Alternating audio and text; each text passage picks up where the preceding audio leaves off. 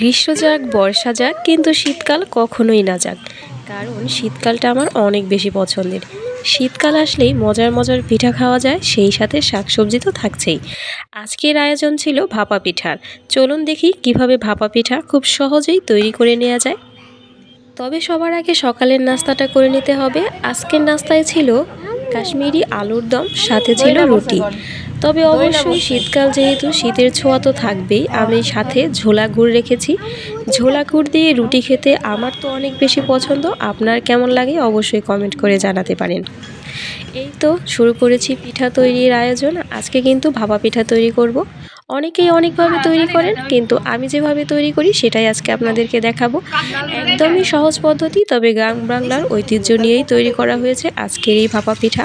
ভাপা পিঠা তৈরির জন্য প্রথমে লাগবে এরকম একটি মাটির সাজ। এটা শুধু গ্রাম বাংলাতেই পাওয়া যায়, আর আমরা কিন্তু শহরে থেকেও আজও সেই গ্রাম বাংলার পদ্ধতিতেই পিঠা তৈরি করি। এই সাজে একসাথে 3টা করে ভাপা পিঠা তৈরি হবে, তাই খুব সহজেই এবং ঝটপট পিঠা তৈরি করে নেওয়া যায়। প্রথমে আমি গুঁড়িগুলোকে চেলে নিচ্ছি। গুঁড়িগুলোকে আমি হালকা ছোট ছিদ্রযুক্ত চালনি দিয়ে চেলে নিচ্ছি, এতে করে পিঠার গুঁড়িগুলো খুব চিকনভাবেই হবে।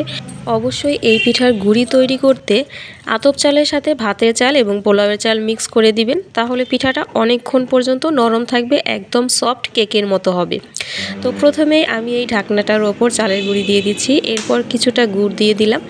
এগুলো একদম অরিজিনাল খাঁটি গুড়, আর খেজুরের গুড়গুলোকে ছোট ছোট করে কেটে নিয়েছি। আর এই পিঠায় কিন্তু নারিকেলের পরিমাণটা একটু বেশি দিলেই খেতে ভালো লাগে। ওপর দিয়ে আরও কিছুটা গুঁড়ি দিলাম। আমি সবসময় 1 লেয়ারের ভাপা পিঠাই তৈরি করি, কারণ বাসার সবাই ছোট ছোট এবং দোকানের মতো খেতেই পছন্দ করে। আগের দিনে নানি দাদিকে দেখতাম বড় বড় ঢাকনার মধ্যে 2 লেয়ারের করে ভাপা পিঠা তৈরি করতেন, বাট এখন আর সেরকম কেউ করে না। এখন সবাই 1 লেয়ারের ভাপা পিঠা খেতেই বেশি পছন্দ করে।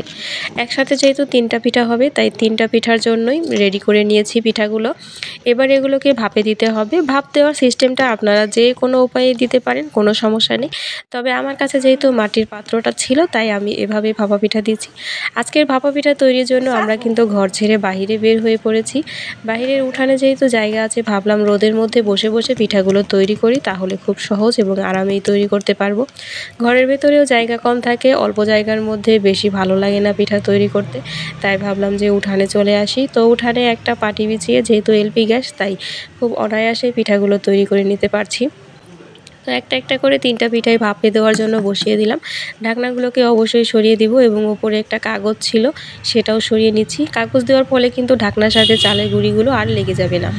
তো এবার অপেক্ষা করব মাত্র 5 থেকে 6 মিনিট, এর মধ্যেই পিঠাটা হয়ে যাবে। পাত্রের মধ্যে আগে থেকেই পানিটা গরম করে রেখেছিলাম। এই যে অল্প সময়ের মধ্যেই হয়ে গেছে ভাপা পিঠা। মাশাআল্লাহ, ভাপা পিঠাগুলো দেখতে পাচ্ছেন কত বেশি সুন্দর হয়েছে, আর একদমই লেগে যাচ্ছে না। তো ঝটপট করে কিন্তু আপনারাও এইভাবে যে কোনো সময় পিঠা তৈরি করে নিতে পারেন। মেহমান আপ্যায়ন কিংবা সন্ধ্যার নাস্তায় কিন্তু খুব সহজে এরকম পিঠা তৈরি করে নেওয়া যায়। তো পরপর পিঠাগুলো তৈরি করতে আমার খুব বেশি সময় লাগেনি, ঝটপটই সবগুলো পিঠা তৈরি করে নিতে পেরেছি। পিঠা তৈরির কাজ শেষ না হতেই পিঠা খেতে বসে পড়েছি।